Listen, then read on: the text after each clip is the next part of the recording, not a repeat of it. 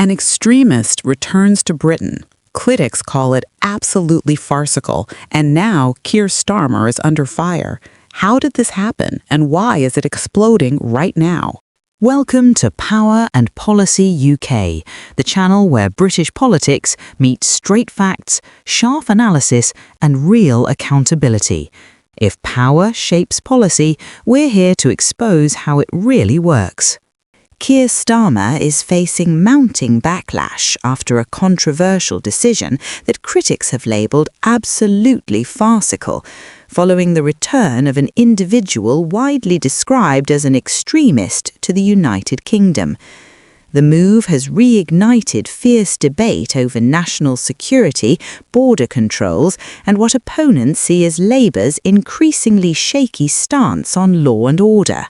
The individual's return, reportedly facilitated through existing legal and human rights frameworks, has drawn sharp criticism from across the political spectrum. Detractors argue that the decision exposes serious weaknesses in how the UK handles individuals considered a potential risk to public safety. Several commentators have accused Starmer of prioritizing legal technicalities over common sense, claiming the move sends the wrong message at a time when public confidence in institutions is already fragile.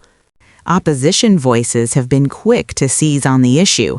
Senior figures have described the situation as emblematic of a wider failure to take national security seriously. For them, the phrase absolutely farcical sums up what they view as a pattern of poor judgment, warning that the consequences of such decisions could be severe. Social media has amplified the outrage, with clips and commentaries spreading rapidly, many questioning how someone labeled an extremist was allowed back into the country at all. Supporters of Starmer, however, argue that the situation is being deliberately oversimplified. They point out that decisions of this nature are often bound by complex legal obligations, including international law and human rights rulings that limit what the government can do. From this perspective, the return was not a political choice, but a legal inevitability.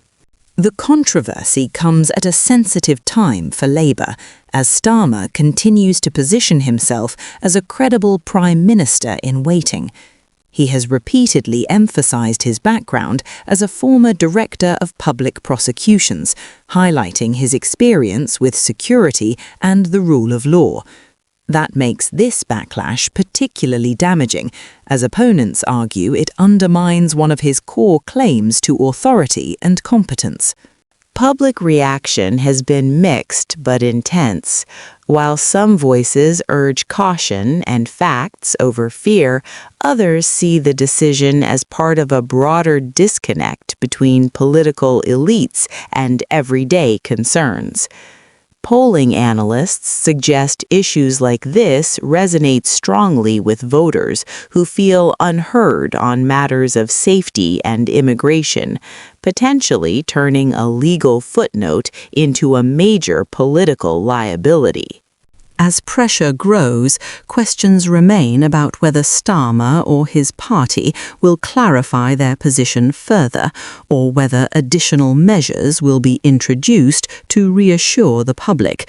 What is clear is that this episode has struck a nerve, transforming a single return into a symbol of a much larger debate about security, accountability, and leadership in modern Britain. Whether the backlash fades or becomes a defining moment may depend on how convincingly those concerns are addressed in the days ahead. You've been watching Power and Policy UK, breaking down the decisions that shape Britain's future. Subscribe for clear analysis, independent insight, and the stories others won't explain.